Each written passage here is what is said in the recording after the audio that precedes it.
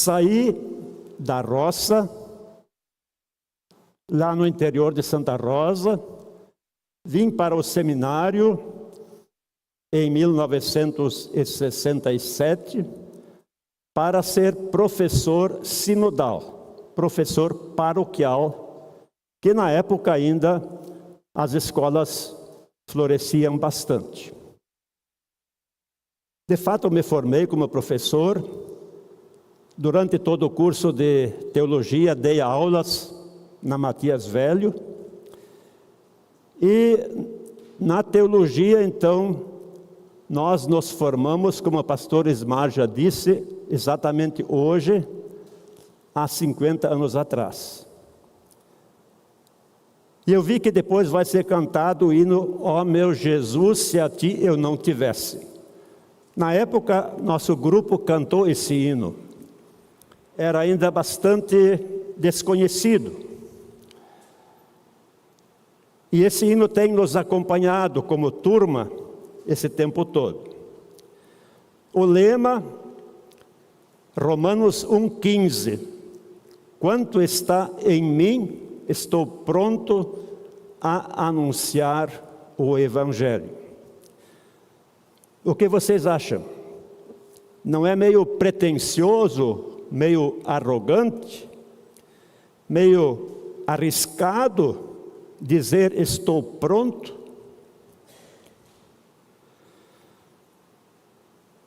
Se pensarmos no Pedro, quando prometeu a Jesus enfrentar até a morte,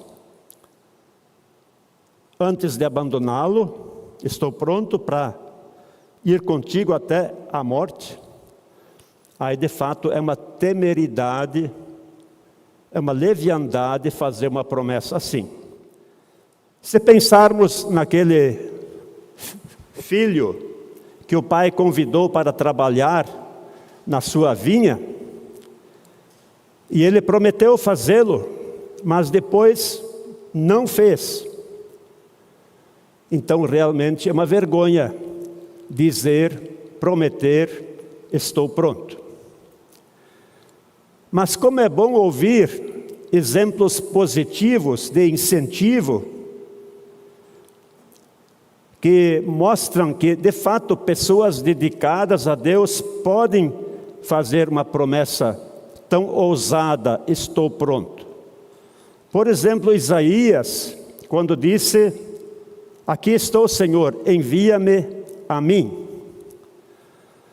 Ou como Paulo, quando diante das adversidades e do perigo de morte que estavam esperando ele a partir de Jerusalém, mesmo assim ele falou assim, prisões e adversidades estão me esperando, mas eu estou pronto a cumprir a minha missão e terminar o trabalho que Jesus me deu. E aí ele diz bem claramente qual era esse trabalho, qual era essa missão: proclamar o Evangelho a todos os gentios, a todas as pessoas.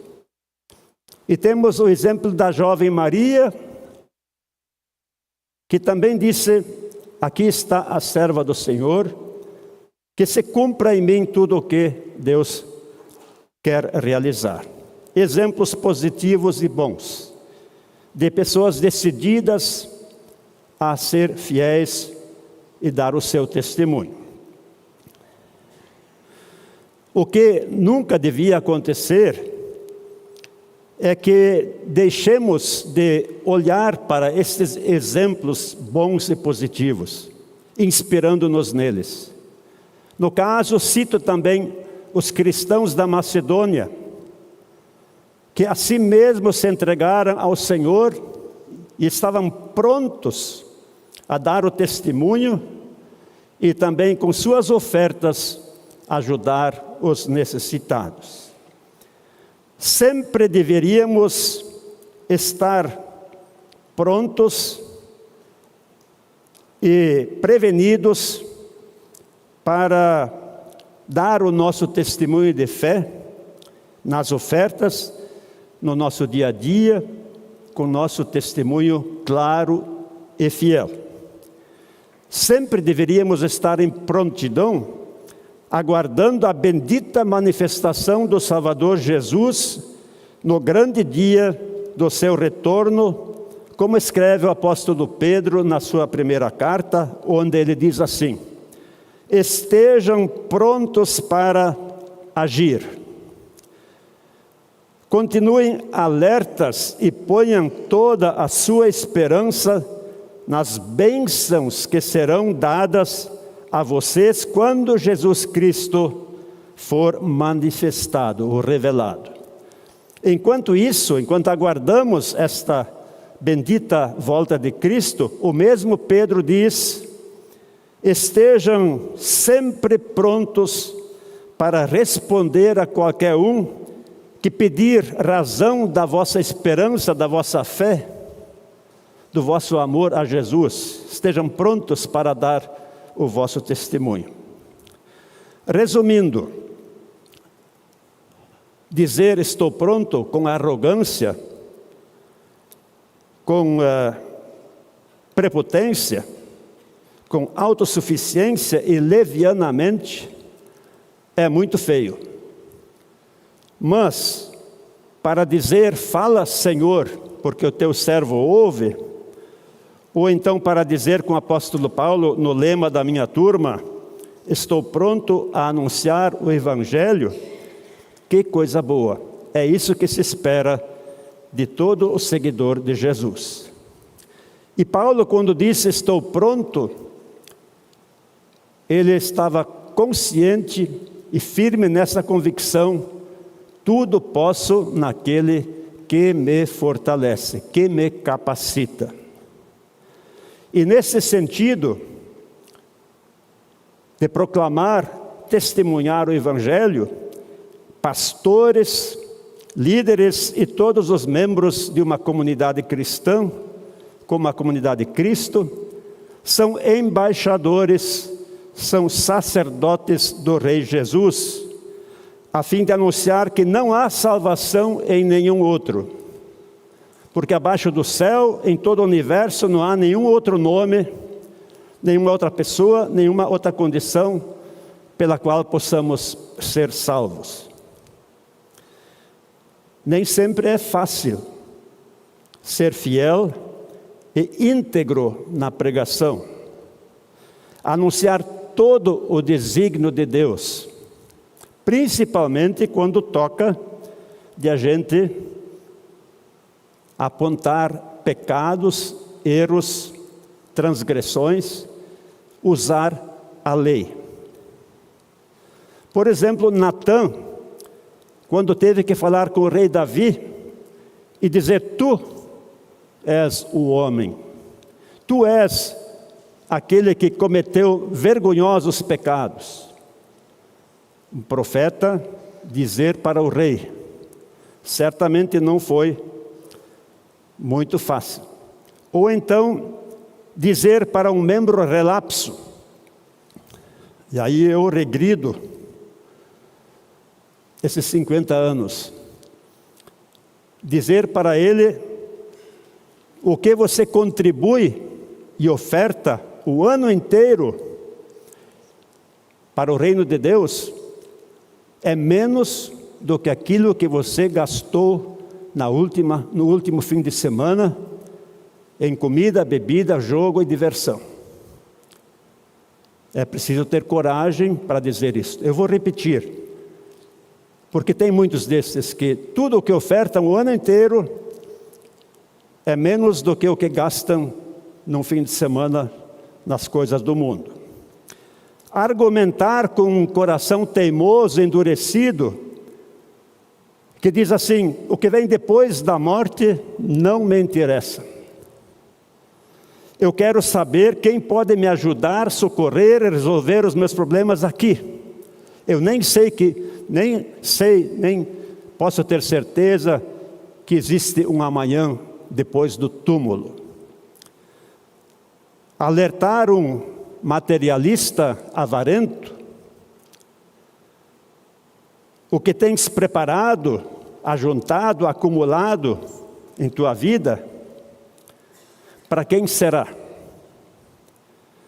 Hoje deverás prestar conta diante de Deus da tua administração, dos teus valores, do que fizeste com os dons de Deus, com o teu dinheiro. Ou então ainda lembrar um parente, um familiar, um amigo: se tu continuares neste caminho, o largo caminho da perdição, o que te aguarda é a condenação do inferno. Eu estava dizendo, isto muitas vezes não é fácil. Como jovem pastor recém-formado, era bem complicado chegar numa pessoa idosa, perdida em algum vício ou acusada de alguma transgressão grave, e encará-lo e dizer essas coisas para ele, apontar a lei e o perigo da condenação. Os textos que hoje foram lidos, eles nos conduzem a essa reflexão indispensável: estar sempre prontos e vigilantes, prevenidos, ativos e fiéis. Repito 2 versículos da epístola, e como eu disse antes, a título de ensaio de despedida.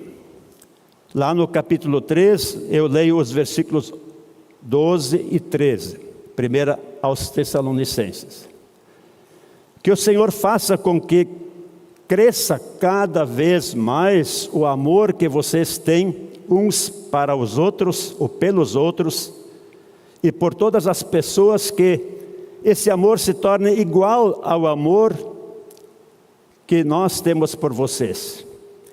Desse modo, Deus dará força ao coração de vocês, e vocês serão completamente dedicados a Ele, e estarão sem culpa na presença do nosso Deus e Pai, quando o nosso Senhor Jesus vier com todos os que são dele.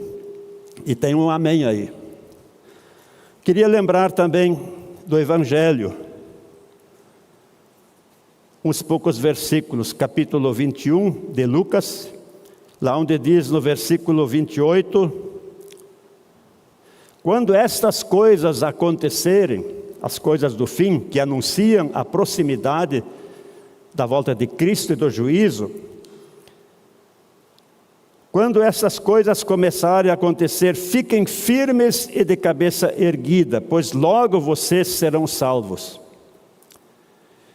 O céu e a terra desaparecerão, mas as minhas palavras ficarão para sempre. Fiquem vigiando e orem sempre, a fim de poderem escapar de tudo o que tem que acontecer, para que vocês possam estar de pé na presença do Filho do Homem, quando Ele vier. Que essas palavras vos acompanhem, prezados irmãos da comunidade de Cristo, e que, apercebidos, prontos, em prontidão, nós não sejamos pegos de surpresa quando o Senhor nos chamar. Agora mais um pequeno pensamento. Lá, anos atrás, se falava sobre os cristãos do Pinheirinho e os cristãos da Sexta-feira Santa e os cristãos que vinham para o batismo, para a confirmação, para o casamento e para o sepultamento. A gente falava assim com muita tristeza sobre essas pessoas. E como é que é hoje? Cada congregação, examinando as suas estatísticas, constata que está cada vez mais difícil encontrar até estes fiéis. do Natal e da Sexta-feira Santa, para o batismo, para a confirmação, para casamento e para sepultamento. Nós pulamos de alegria quando estes vêm nos procurar. A questão é, isto é um avanço ou isto é um retrocesso? Fiquem, irmãos e irmãs, refletindo sobre isso. Meu avô dizia assim lá na roça: esses cristãos relapsos, que mal e mal aparecem na igreja, que não ofertam, que não participam das atividades, são como o barro na roda das carroças. Logo seca e cai. Então, comunidade de Cristo, há muitas pessoas em nossa comunidade não prontas, não apercebidas, não em prontidão. E cabe a todos nós, a vocês que estão prontos, estão em prontidão, fazer o máximo de empenho para trazer, para alertar essas pessoas, para usar a lei e acusar e mostrar o caminho da perdição, se for necessário. E confiando na graça, no poder do Evangelho, esperar em oração que esta situação de relapso mude. E Deus certamente ouvirá as nossas orações e no tempo certo a sua palavra germinará e produzirá muitos frutos. Esta é a minha palavra final. Vigiemos e oremos todos. E preguemos o Evangelho, quer pastores, quer leigos, anunciando que Jesus é o caminho, a verdade e a vida. Ninguém vem ao Pai senão por Ele. E aqueles que têm coração endurecido, insistamos com eles, porque a palavra de Deus fará aquilo que lhe apraz. Obrigado, comunidade, obrigado, colegas, departamento de servas, diretoria, por esses 15 anos. Que a graça de Deus permaneça conosco. Amém.